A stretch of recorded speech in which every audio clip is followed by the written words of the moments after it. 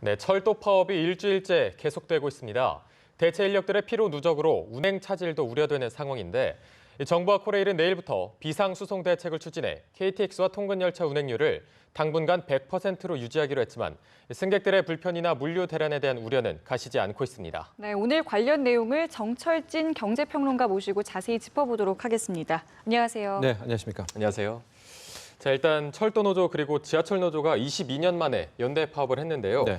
이 지하철 파업 같은 경우는 지난주에 철회를 다 했고요. 네. 철도 노조는 여전히 파업을 진행하고 있는데 일단 먼저 이 진행 상황부터 조금 설명을 해주시죠. 어제까지만 보면은요, 아직까지는 이제 괜찮은 상황입니다. 말씀하신 대로 이제 지하철 노조가 극적인 합의를 이뤄낸 거 아니겠습니까? 네. 그러니까 지하철이 파업을 빠지게 되면서 결국 철도 파업 위주로 가게 됐는데 어제까지만 상황을 보면은 여객 같은 경우에는 운행률이 85%에서 90% 정도였었거든요. 네. 화물 쪽은 60%. 그러니까 합쳐서 한 80% 정도의 운행 가동률을 보이고 있어서 어제 같은 경우에 어제까지만은 일단은 큰 불편은 못 느끼셨을 수가 있습니다. 국민 여러분들께서는. 근데 이제 오늘 그리고 이번 주가 들어가면은 상황이 많이 바뀌게 되거든요. 왜냐하면 그동안에 일주일이 지났기 때문에 네. 앞서 이제 앵커가 말씀하신 대로 대체 인력들의 피로도가 상당히 누적되게 됩니다. 이러면서 모두가 다 가동이 못하게 되고 네. 지금 이제 인력 수급이 그렇게 쉽지가 않아 보여요. 이제 코레일 측은 더 많은 이제 인력들을 뽑자 하는데 이게 뽑는다고 다 되는 게 아니지 않습니까? 네. 숙련도라든가 또 추가 교육도 시켜야 되기 때문에 아마도 본격적인 불편함 문제는 이제 내일부터 이게 가시화되지 않을까 보고 있습니다.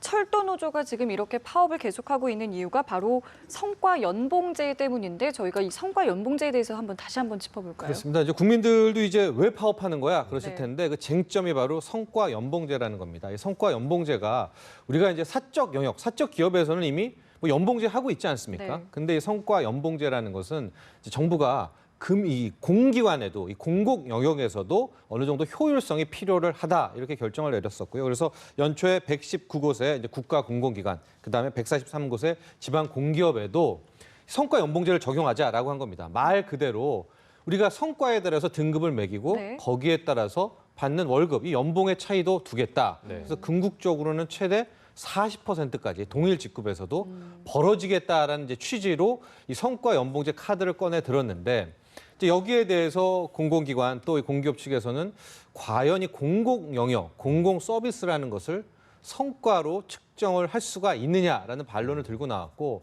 또 하나 두 번째 쟁점은 이 추진 과정에서 정부는 어떻게든지 빨리 이제 네. 도입하고 싶은 거 아니겠습니까? 그래서 긴급 이사회 결의를 통해서 속속 도입을 했는데 지금 노조 측에서는 이거야말로 임금을 건드리는 문제다. 그러니까 법에도 나와 있는 취업 규칙에 불이익에 따른 변경 조항이기 때문에 반드시 노조에 합의 있어야 된다. 노조의 동의가 있어야 되는데 왜 이사회 마음대로 이걸 밀어붙이느냐라고 해서 반발하게 된 것이고 그 결과 바로 이제 파업이라는 마지막 수단까지 오게 된 겁니다.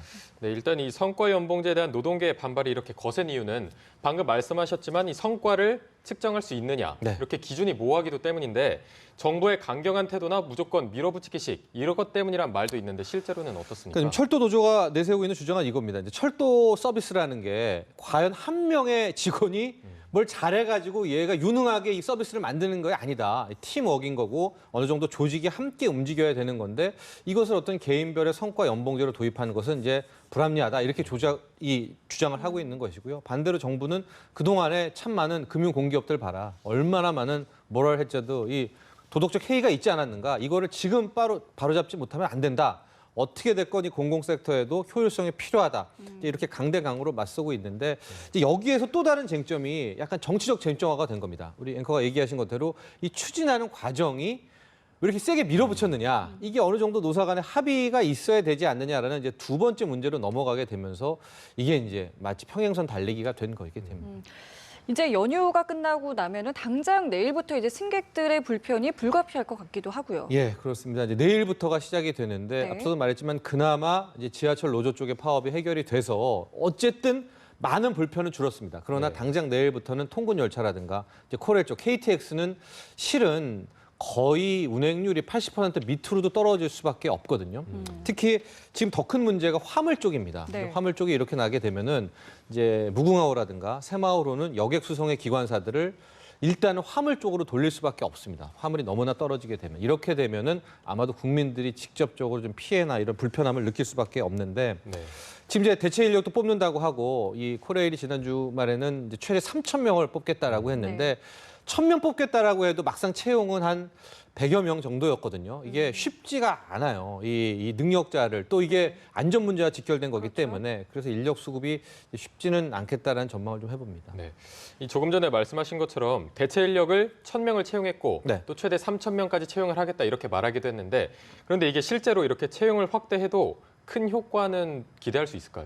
그러니까 이 숙련공들을 일단 해야 되지 않겠습니까? 안전 문제가 굉장히 중요하고 우리가 2013년 철도 파업 때 그 지하철에서 막 이 굉장히 어수선하고 참 비극적인 사고도 많이 일어났었거든요. 네. 그랬기 때문에 이게 대체 인력으로 할 거다라는 것이 이렇게 쉬운 해법은 아닙니다. 게다가 이제 지금 같은 경우에 그나마 해법이 특전사라든가 이런 군 출신에서 비상 사태를 대비해서 이 기관사 능력을 갖고 계신 분들이 계시거든요. 네. 이분들을 즉각 투입을 해야 되는데 이게 단순히 열차만 몬다고 해서 다 해결이 안 되는 게 많은 사인도 읽어야 되고요. 신호도 읽어야 되고. 그러니까 교육이 그러니까요. 적어도 또 뭐 못해도 뭐 3일에서 5일은 필요로 하기 때문에 네.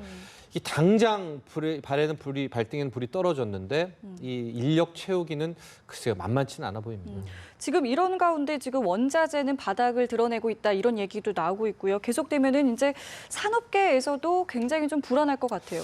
아마도 이제 어제까지가 화물이 한 60% 정도였었는데 네. 그나마 지금 이번 주까지가 다행인 게 중국의 국경절 연휴가 1일부터 7일까지 아니겠습니까? 예. 그러니까 중요한 물품 같은 경우에 가장 비중이 큰 중국이 일단 그쪽도 이제 스톱이 돼 있는 상태란 말이죠. 그래서 이번 주에 어떤 쪽으로 좀 극적 타결이 나오면 좋을 것 같은데 이번 주는 아마도 화물 수송 운행률 같은 경우에는 50% 밑으로 떨어질 가능성이 매우 높습니다. 근데 네. 이번 주에도 해결이 못한 채 다음 주로 넘어가게 된다면 이제는 즉각적인 아마 수출이라든가 물류 대란이라든가 화물 운송 차질도 가시화되고 아마 속속 보도들이 들어올 것 같습니다.